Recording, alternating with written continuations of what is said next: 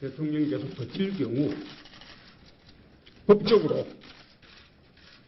탄핵 사유도 충분하다라는 사실도 확인이 됐습니다.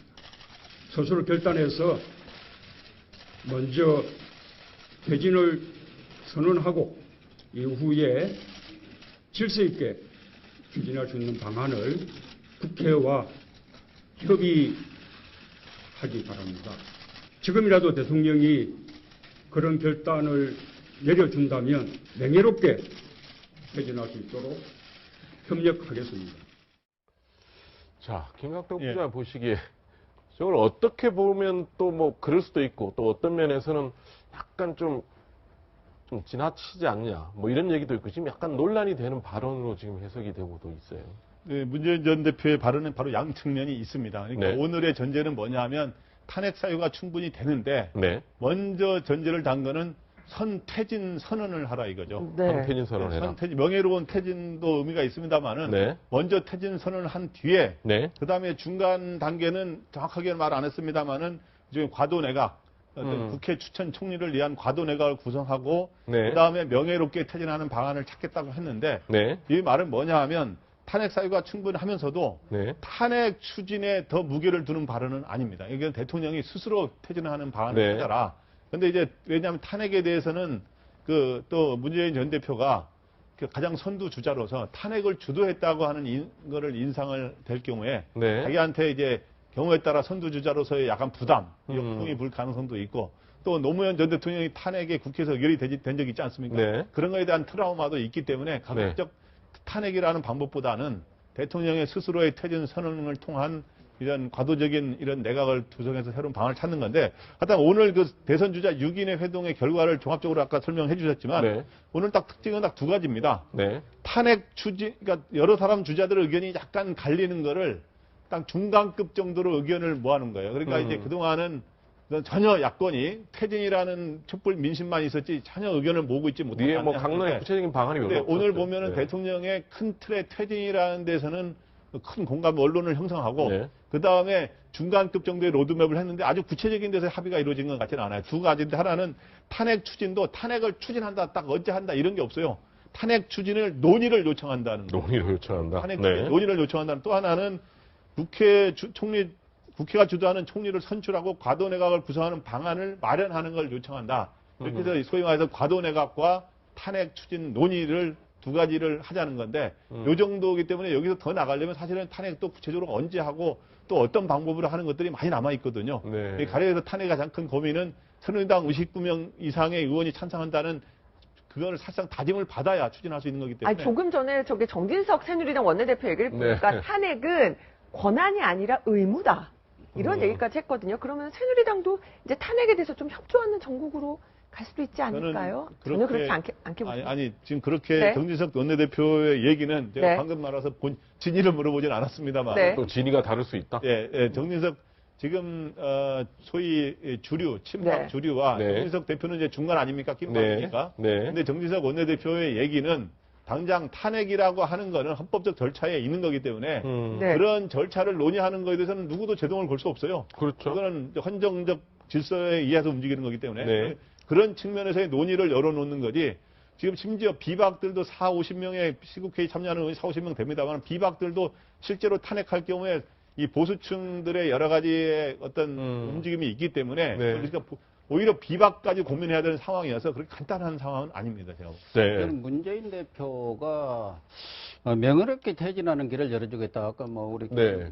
본부장께서는 자진 퇴진하면은 탄핵을 하지 않겠다는 뜻으로 이렇게 말씀을 하신 것 같은데 네. 그것과는 별개죠. 네. 자진 퇴진한다고 해서 범죄 사유가 없어지는 건 아니지 않습니까? 네. 할 수 있는 거라는 것은 사면해 주는 것뿐이었거든요. 그렇죠. 말하자면 사면. 그럼 예를 본인이 들면 대통령이 닉슨 돼서 대통령이 사면하는 어떻게 이 거죠. 사건을 네. 몰랐을 때 1993년 6월 23일 물러갔는데 후임 대통령 존슨이 특사를 해줬단 말이에요. 네. 그래서 완전히 면제를 시켜줬습니다. 네. 그렇게 해서 통합이랄까 국민 화합을 네. 추진했는데 이 범죄 사실 자체가 없어진 것 아니기 때문에 특정인이 그걸 뭐 자기가 면제를 해주고 안 해줄 사안은 아니기 때문에 결국 탄핵을 하든 안 하든 박근혜 대통령이 명예롭게 물러가는 것은 예를 들면은 헌법을 개정을 해갖고 개헌을 통해서 뭐 임기를 단축한다든가 거기에 대해서 부칙으로 뭐 임기 단축하고 물러갈 때는 어떤 조치를 취해준다든가 부칙에 넣든가 아니면 후임 대통령이라든가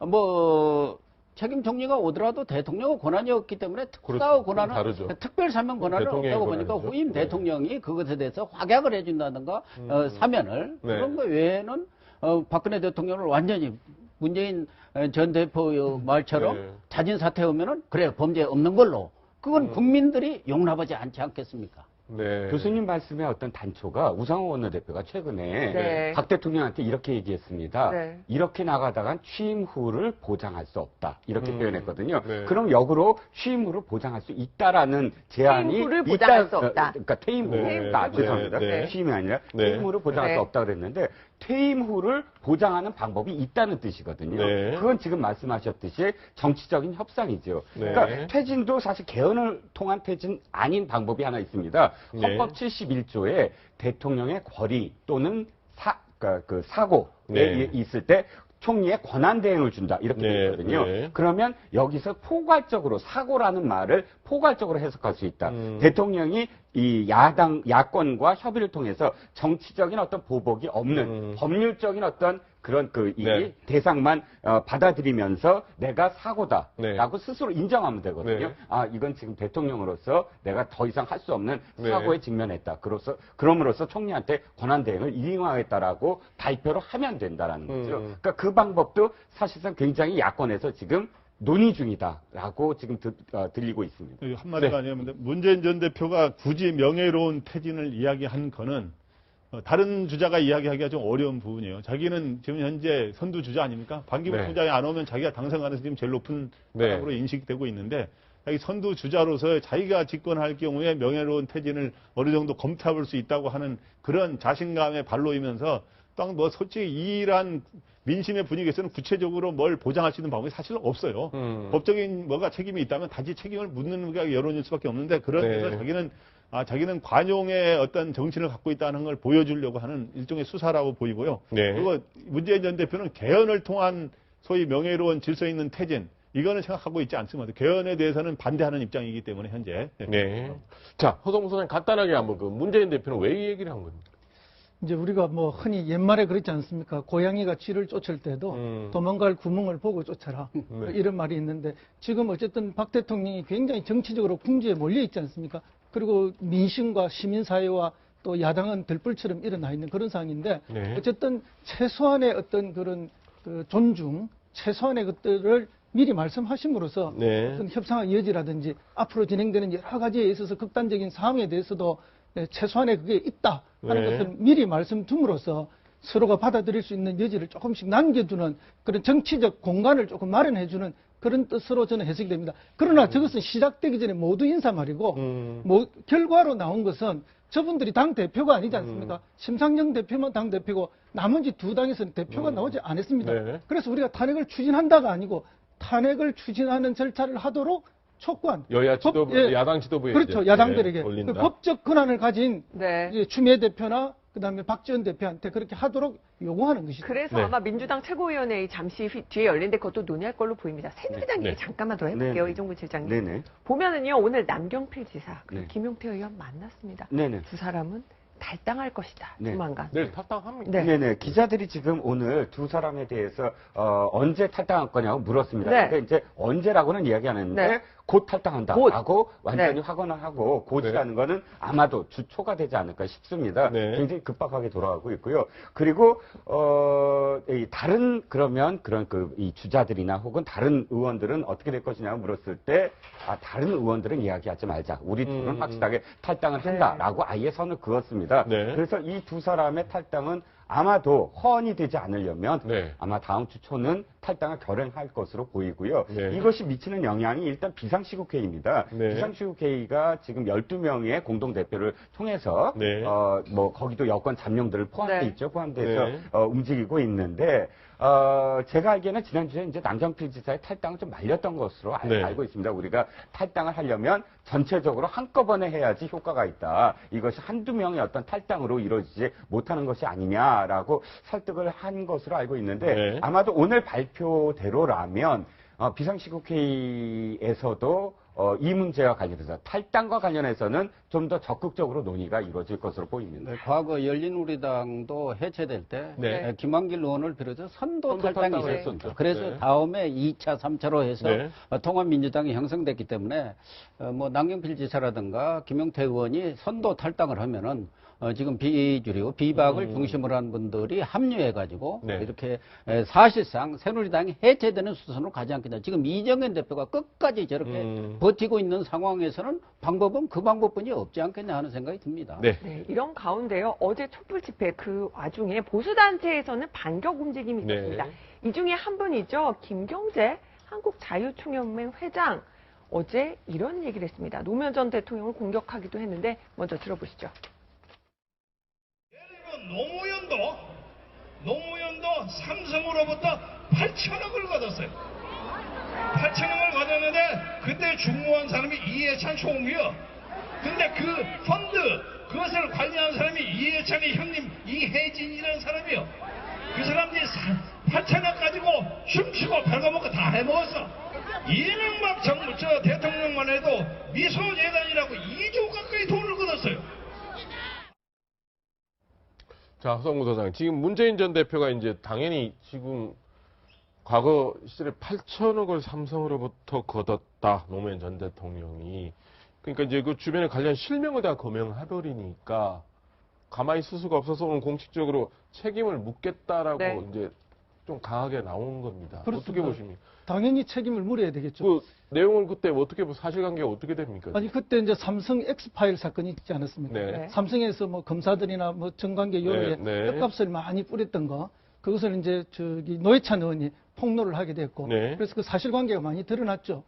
그럼에도 불구하고 또 노회찬 의원은 그것 때문에 국회의원직을 그만두게 되는 또 그런 네. 문제도 있었는데, 이때 이제 국민들한테 굉장히 큰 충격이 있었고, 그런 부분들을 삼성이 도덕적으로 회복하기 위해서 우리가 8천억을 내서 어떤 국민에게 기여하고 봉사하겠다. 그렇게 해서 이제 8천억 이야기가 나왔는데, 실제 7천억은 자기들 스스로 자기 재단을 만들어서 삼성이 직접 운영하고 있고요. 1,000억 정도를 어디에 기부했다는 이야기가 있는데, 정권하고는 아무 관계가 없는 이야기죠. 그리고 뭐 정권이 그게 끼어들 수도 없는 것이고, 자기들이 스스로 만들어서 스스로 재단을 운영한 거고, 또 정권이 이런 식으로 뭐 그걸 재단을 만들어서 하세요 이렇게 요청한 바도 없는데, 아마 이제 조금 이렇게 대중들 앞에서 강하게 이렇게 정치적 공격을 하기 위해서 하셨는데, 너무 지나치게 말씀이 나오신 게 아닌가. 그래서 사실관계에 위배되는 게 있으면 당연히 명예훼손도 있는 것이고 허위사실 공포도 있어서 사실관계를 밝히는 것이 필요하죠. 자, 이정구 씨. 예, 김경재 총장이 지적한 총재, 부분, 예. 총재가 지적한 부분이 어떤 부분이냐면 2006년도 1월 4일입니다. 1월 네. 4일 날 노무현 대통령이 신년사를 통해서 양극화가 심화되고 있으므로 기업들도 좀 팔벗고 나서서 도와달라라고 이야기했다는 겁니다. 그 이야기한 그 바로 후에 삼성이 이해찬 총리의 형인 이해진 씨를 삼성 사회봉사단 사장으로 임명을 합니다. 그러니까 삼성 사회봉사단 사장으로 임명된 이해진 사장 입으로 지금 말씀하셨던 8천억 기부 얘기가 나오거든요. 당시 분위기는 지금 서 소장 말씀대로 사실상 삼성이 좀 몰리는 분위기였으면 여러 가지로 또 이 당시에 그 에버랜드를 통한 이 순환 출자 문제가 또 네. 굉장히 비판을 많이 받았고요. 네. 그러면서 삼성이 제일 먼저 반응을 했다는 것이죠. 네. 그러니까 이 노무현 대통령의 기업들이 양극화 문제를 좀 해소하기 위해서 도와달라라는 네. 그 말 때문에 삼성이 이해진 씨를 사장으로 취임시켜서 8천억을 냈다, 출연했다. 이런 어떤 표현으로 지금의 상황을 대입시켜서 거의 똑같지 않느냐는 건데, 네. 말씀하셨듯이 사실 7천억은 삼성이 스스로 재단을 만들었습니다. 네. 그리고 이것이 지금과 다른 건 뭐냐면, 지금은 이 두 재단이 최순실 씨라는 개인의 사적인 이익을 도모하기 위한 것으로 다 드러난 어떤 상황이기 때문에 단순히 그때 상황으로 비교해서는 좀 안 될 것 같다는 생각입니다. 근데 이거를 이제 비교할 필요가 있는 게 역대 정권에서 여러 가지 재단들을 사실 만들었어요. 네. 역대 정권이 재단을 여러 가지 공익 성격의 재단을 만들면서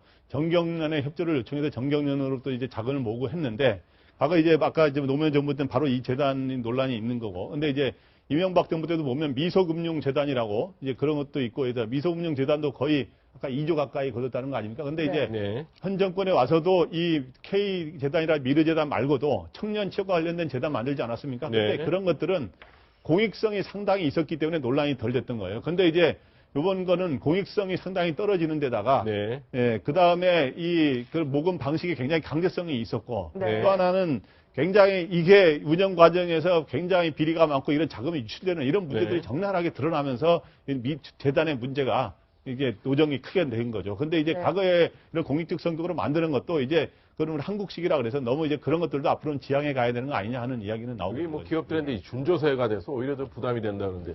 자, 고영희 교수님. 그러면 지금 조금 전에 야당 대선 주자들이 모여서 의견을 낸 게 결국 총리 문제를 다시 이제 과도 예. 총리를 얘기하려는데 참 이게 그동안 또 총리를 다 이렇게 거부하다가 다시 총리 얘기로 다시 돌아오는 셈이 된 거 아닌가 싶습니다. 아니 오늘 탄핵 얘기를 했지 네. 않습니까? 네. 탄핵을 적극적으로 이제 추진하고 네. 왜? 공범관계로 검찰이 분명히 적시를 했고 네. 했기 때문에 이제는 그 탄핵의 근거가 마련됐기 때문에 네. 국회에서도 마음 놓고 확신을 가지고 탄핵을 추진할 수 있는데 네. 만약에 탄핵을 추진한다 할 경우 네. 박근혜 대통령의 권한이 정지되면은 지금과 같은 체제라고 하면 황교안 국무총리가 권한대행을 하는 대통령 권한대행을 하는 그런 네. 상황이 올 수밖에 네. 없고 또 현재 이런 혼란상을 어느 정도 좀 수습하는 국면으로 가고 또 여론도 지금과 같은 혼란을 계속 하지 말고 책임 총리를 임명해서 거국 중립 내각을 구성해서 네. 나라의 혼란을 우선 줄여야 할 거 네. 아니냐. 국정의 중심은 잡아야 할 것 아니냐. 그런 대안들을 야당도 내놓고 투쟁을 해야지 이제 내놔야 된다. 무조건 네. 하야하고 퇴진만을 해서는 바람직하지 않다. 그런 여론들이 많기 때문에 네. 일단 탄핵이라든가 그러한 여론을 수렴하는 차원에서 본다면은 이미 박근혜 대통령이 정세균 의장을 찾아가서 네. 국회에서 추천을 해 주시면은 네. 총리를 추천해 주면은 그게 내각 통할권을 드리겠다 이렇게 얘기를 했어요. 다만 그렇죠. 대통령의 얘기는 헌법 범위 내에서 그렇죠. 권한 문제가 또 논란이 됐죠. 예, 그러니까 네. 외치 내치 그런 걸 떠나서 헌법 범위 내에서 네. 통할권을 드리겠다 했는데 그 부분은 가지고는 부족하다. 대통령은 완전히 이선으로 물러나고 사실상 국회에서 추천하는 총리한테 모든 외치 네. 내치의 권한을 이양하라. 이런 것이 지금 야권의 생각 그렇죠. 아니겠습니까? 네. 그렇기 때문에 오늘 야권 지도자들이 대권 주자들이 모여서 저는 바람직한 어떤 대안을 내놓은 거 아니냐. 국민들도 그렇다고 보면은 상당히 안심하면서 그동안 네. 불안이 네. 많았거든요. 이렇게 가다가 당장 대통령이 그래 그만두겠다고 한다면은 그렇죠. 지금 어떻게 이 네. 상황을 수습해 갈 거냐. 2달 내에 선거를 치러야하는데 네. 지금 야권이 하는 그런 지리멸렬상으로 볼 때는 그 사람들도 불안해서 답답하다 그런 여론들이 있기 때문에 오늘 그나마 네. 대권 주자들이 모여서 화끈한 합의는 없었지만 그런 대로 국민들이 안심할 수 있는 대안을 제시를 한 것은 평가할 만하다 이렇게 보겠습니다. 네, 검찰의 공소장 내용도 지금 당장 이 정치권이 긴박하게 파장을 미치고 있습니다. 민주당이 긴급 최고위원회의를 조만간 열어서 구체적인 대책을 논의할 것이고 아마 정세균 국회의장도 여야 3당 원내대표 긴급 만찬을 오늘 저녁에 잡아놓고 있습니다. 아마 국회 차원에서도 여러 가지 대응책을 모색하는 모습입니다. 관련 소식은 계속 이어서 보도해드리겠습니다. 지금까지 네 분 말씀 고맙습니다. 고맙습니다.